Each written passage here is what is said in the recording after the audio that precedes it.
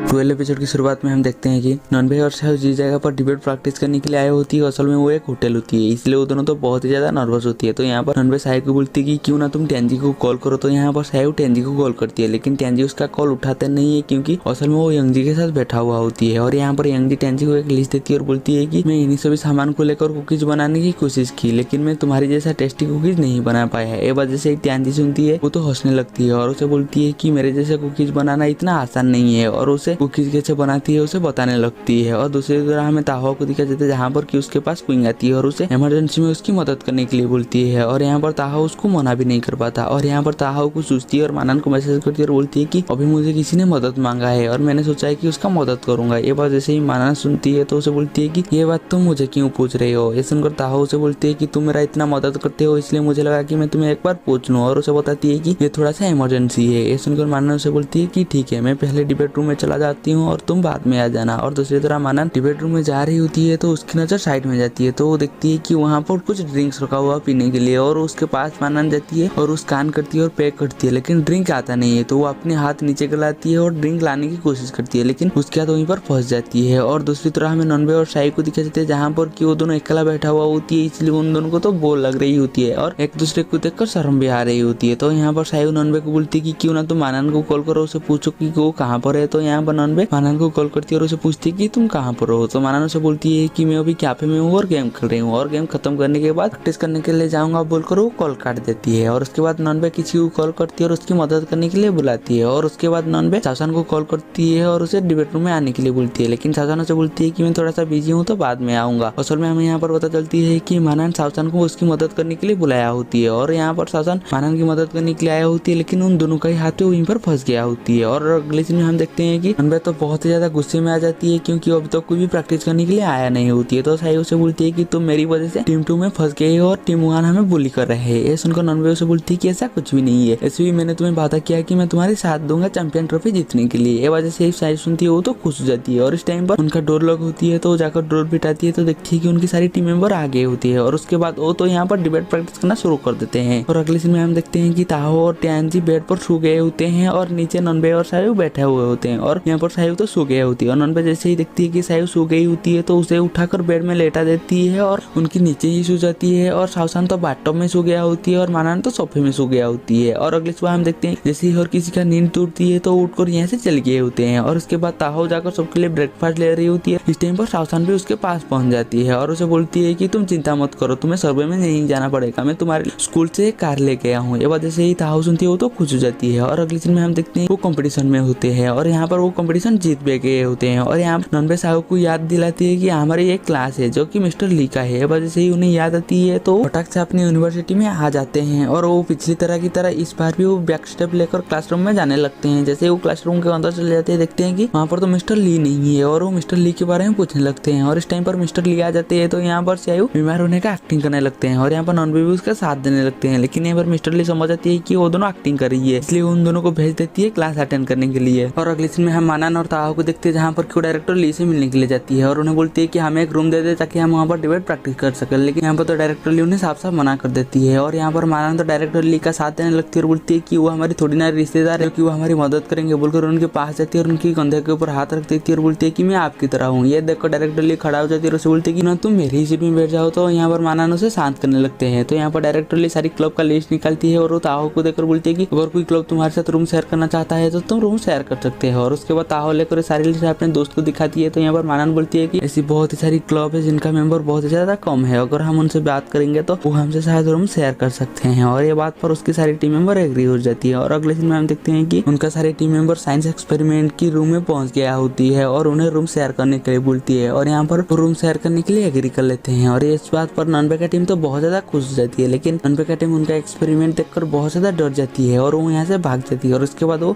Biology club में जाती है और उन्हें भी रूम शेयर करने के लिए बोलती है। और यहाँ पर वो रूम शेयर करने के लिए एग्री कर लेते हैं। और यहाँ पर नॉनवे के सारी टीम मेंबर तो उनकी जानवर देखकर बहुत ज्यादा डर जाती है और यहाँ से भाग जाती है। लेकिन सायु तो उनकी सारी जानवर के साथ जाकर वो खेलने लगती है और उनके पास और कहीं भी जाने के लिए जगह नहीं होती है, इसलिए वो डिसाइड किए होती है कि वो बॉयज डॉम में जाकर प्रैक्टिस करेंगे। और यहाँ पर ताहो और टियानजी जैसे ही जाकर नॉनवे का रूम चेक करते हैं तो उन्हें तो उसका रूम बहुत ज्यादा गंदा लगती है। और उसके बाद उनके पास और कोई भी जगह नहीं होती है तो वो डिसाइड करती है कि वो लड़कियों में डॉम में जाएंगे। और यहाँ पर जैसे ही बॉयज लड़कियों के डॉम में जाती है तो वहाँ पर देखते हैं कि उनका रूम कितना ज्यादा साफ है, लेकिन उनका ड्रेस देखकर उन्हें तो बहुत ज्यादा शर्म आती है, इसलिए वो यहाँ से भाग जाती है। और उसके बाद उनके पास और भी कोई भी जाने के लिए जगह नहीं होती है, इसलिए शासन उन सबको अपने रूम में लेकर जाती है। लेकिन जैसे ही उसके रूम में घुसते हैं तो उन्हें पता चलती है कि शासन का रूम तो बहुत ही ज्यादा छोटा है, वहाँ पर बैठने के लिए भी सही से जगह नहीं होता। और मेंगवान अपने रूम में खड़ा हुआ होती है तो नॉनवे उसके पास आती है तो वो देखती है कि मेंगवान एक जैकेट खरीद कर लेकर आया है और उसे पूछती है कि ये जैकेट तो बहुत ही अच्छा है। तो मेंगवान उसे बता देती है कि ये मुझे जेनवान ने दिया है। ये सुनकर नॉनवे तो शॉक हो जाती है और उसे पूछती है कि कब तुम्हें पता चला कि तुम जेनवान को बहुत ही ज्यादा पसंद करते हो। तो यहाँ पर मेंगवान उसे बता देती है कि जब मैंने पहली बार जिंगवान को देखा तो हम दोनों का फेवरेट गाना मुझे सुनाई दिया था, तब मुझे पता चल गया था कि मैं जिंगवान को बहुत ज्यादा पसंद करते हूँ। और उसे पूछती है कि क्या तुम्हारी और सियायू का कोई फेवरेट गाना नहीं है। ये सुनकर नॉनवे तो उसे साफ साफ मना कर देती है और उसे आहिस्ता से पूछती है कि इस बारे में तुम्हें कैसे पता चला। तो यहाँ पर मेंगवान नॉनवे को बताती है कि तुम दोनों के बारे में हर किसी को पता है। और इस टाइम पर सोई डिलीवरी देने के लिए उनकी रूम में आ जाती है और वो जैसे ही जाने वाला होती है तो नॉनवे से रुकती है और बोलती है कि क्या हमारी यूनिवर्सिटी में कुछ ऐसा जगह है जहाँ पर कि हम डिबेट प्रैक्टिस कर सके। तो यहाँ पर सुई कुछ सोचने लगती है और उसे बोलती है कि टीचिंग बिल्डिंग का स्टोर रूम। और अगले दिन उनकी सारी टीम मेंबर को लेकर वहीं पर चली जाती है और जैसे ही सुई देखती है कि वहाँ पर बहुत ज्यादा गंदगी है तो वो बोलती है कि मुझे कुछ काम याद आ गया बोलकर वो यहाँ से भाग जाती है। और यहाँ पर नॉनवे की टीम चारों तरह से साफ करने लगती है और जैसे ही साफ करना खत्म करते हैं तो नॉनवे बोलती है कि क्या तुम्हें नहीं लगता है कि यहाँ पर कुछ चीज मिसिंग है। तो यहाँ पर वो मानन की तरह दिखती है और मानन नॉनवे की तरह दिखती है। और अगले सीन में हम देखते हैं कि वो दोनों उनका पहले वाला डिबेट रूम में पहुंच गए होते हैं, क्योंकि वो इसलिए यहाँ पर यही होती है ताकि वो अपने जितने भी ट्रॉफी जीते होते सब चुरा सके। और उसके बाद वो सारी ट्रॉफी चुरा कर वापस लेकर आ जाते हैं। और यहाँ पर नॉनवे अपने डॉम में सो रही होती है तो वो सपने में सियायू को देखती है, जहाँ पर कि वो दोनों बहुत ज्यादा क्वालिटी टाइम स्पेंड कर रहे होते हैं। और अगले दिन नॉनवे और सियायू खाने के लिए बैठे हुए होते हैं और यहाँ पर सियायू पानी पी रही होती है और यहाँ पर नॉनवे सियायू को पानी पीता हुआ देखकर उसे तो देखता ही रह जाती है। और यहाँ पर जैसे ही सियायू देखती है कि नॉनवे उसे घूर रही होती है तो उसे पूछती है कि तुम मुझे घूर क्यों रही है। ये देखकर नॉनवे तो हड़बड़ा जाती है और गलती से वो गर्म खाना खा देती है, जिस वजह से सियायू उसे जो पी रही होती है पानी उसे दे देती है। और यहाँ पर नॉनवे जैसे ही देखती है कि इस बोतल से सियायू पानी पी रही होती है, ये देखकर तो नॉनवे तो बहुत ज्यादा खुश हो जाती है। लेकिन उस टाइम पर ताहो उन दोनों को मैसेज करती है और मिलने के लिए बुलाती है। और इसके बाद ताहो सबको बताती है कि हमारे स्कूल ने डिसाइड किया है कि जो गरीब स्टूडेंट है और वो टैलेंटेड है और उनका फैमिली हालत खराब होगा तो हमारे स्कूल की तरफ से उन्हें एक सब्सिडी मिलेगा। और इसके बाद वो सारे मेंबर के नाम देखने लगते हैं कि कौन कौन सी गरीब स्टूडेंट है और उनका ग्रेड अच्छा है। और यहाँ पर सियायू के एक नजर में आती है तो देखती है कि एक स्टूडेंट के फैमिली के ऊपर है 50 करोड़ का लोन है। ये वजह से वो सारी मेंबर को बताती है तो यहाँ पर सबसे पहले ताहो मना कर देती है और यहाँ पर माना उसे कवर करने के लिए बोलती है कि उसका फैमिली के ऊपर लोन इतना जरूर है लेकिन वो अमीर घर से है। और यहाँ पर सियायू देखती है तो देखती है कि वो सच बोल रहा है। तो अभी और एक मेंबर और एक स्टूडेंट के बारे में बताती है जिनका फैमिली का साल का इनकम 30,000 है और उसकी एक छोटी बहन है। ये वजह से सारी मेंबर सुनती है, उन्हें तो लगता है कि इसे सब्सिडी मिलना चाहिए। लेकिन यहाँ पर ताहो कुछ भी नहीं बोलता है तो सियायू उसे पूछती है कि तुम्हें क्या हुआ है। तो माना उसे बताती है कि उसकी पहली ट्रीटमेंट थोड़ा सा मुश्किल था, इसीलिए उसकी मुंह से पहले ना ही निकलती है, इसीलिए सियायू यहाँ पर कम बात करता है। और अगले दिन सियायू और टेंजी जा रही होती है तो सियायू देखती है कि टेंजी अपने फोन को देखकर मुस्कुरा रही होती है तो उसे पूछती है कि तुम क्या देख रही हो। टेंजी उसे बोलती है कि लव स्कीम और उसे बताती है कि अगर ये 6 टेस्ट तुम्हारे किसी लड़के के साथ मैच कर जाती है तो तुम उस लड़के को पसंद करती हो। इस बात पर सियायू तो बिल्कुल भी यकीन नहीं करता। तभी सियायू का नजर नॉनवे के ऊपर जाती है, जहाँ पर वो भीड़ के अंदर खड़ा हुआ होती है और वो टेंजी को बोलती है कि देखो वहाँ पर नॉनवे खड़ा हुआ होती है, लेकिन टेंजी उसे पहचान नहीं पाता। और यहाँ पर सियायू नॉनवे को बुलाती है तो यहाँ पर सियायू को याद आती है कि लव का एक रूल होती है कि वो लड़का कितना भी भीड़ के अंदर खड़ा क्यों ना हो तुम उसे पहचान लोगे। और ये बात जैसे ही सियायू को याद आती है वो नॉनवे से दूर होने लगती है और वो यहाँ से भाग जाती है। और अगले दिन फिर से उन्हें चूज करना होती है कि उन्हें किसे सब्सिडी देना है और किसे नहीं देना है। और यहाँ पर नॉनवे बैठा हुआ होती है तो इस टाइम पर सियायू आती है और नॉनवे उसे अपने पास बुलाती है, लेकिन सियायू को तो उसे देखकर बहुत ज्यादा शर्म आ रही होती है, इसलिए वो जाकर हाउ की साइड में बैठ जाती है। और उसके बाद वो स्टूडेंट को चूज करना चाहिए किसे सब्सिडी मिलना चाहिए और किसे ना मिलना चाहिए। और उन्हें चूज करते करते उनके सामने और एक स्टूडेंट आ जाती है जिसका फैमिली तो बहुत ज्यादा गरीब है, लेकिन वो कुछ दिन पहले 2000 देकर वो स्केटिंग बोर्ड खरीदा था, इसलिए सियायू बोलती है कि उसे सब्सिडी नहीं मिलना चाहिए। तो यहाँ पर नॉनवे बोलती है कि अगर वो कोई महंगी चीज खरीद रहा है इसका मतलब वो अमीर नहीं है, वो शायद पैसा बचा कर भी खरीद सकता था। ये बोलकर दोनों में बहस हो जाती है। और यहाँ पर उन दोनों को शांत करने के लिए ताहो बोलती है कि क्यों ना हम इस बात पर वोट कर दे। तो यहाँ पर जैसे उन दोनों में वोट करती है तो उन दोनों को वोट समान समान मिलती है। तो ताहो उन दोनों को शांत करने के लिए बोलती है कि क्यों ना इस बात को हम बाद में डिसाइड करेंगे बोलकर वो यहाँ पर क्लास डिसमिस कर देती है। और जैसे ही वो यहाँ पर काम खत्म होती है तो सियायू जा रही होती है तो नॉनवे उसके बाद भागते हुए आती है और उसकी कंधे पर हाथ डाल देती है और उसे बोलती है कि आज हम दोनों में कितना अच्छा डिबेट हुआ, क्यों ना हम कहीं पर जाकर चाय पिए, वो भी मेरी तरह। ये वजह से सियायू सुनती है उसे याद आती है कि लव का सेकंड रोल यही होती है कि अगर कोई लड़का आपको छूता है और आपको अच्छा लगता है और शर्म भी आती है तो आप उसे पसंद करते हैं। ये वजह से उसे याद आती है वो तो नॉनवे से दूर हो जाती है और यहीं पर हमारे एपिसोड खत्म हो जाती है। हम मिलेंगे जल्दी ही नेक्स्ट एपिसोड में।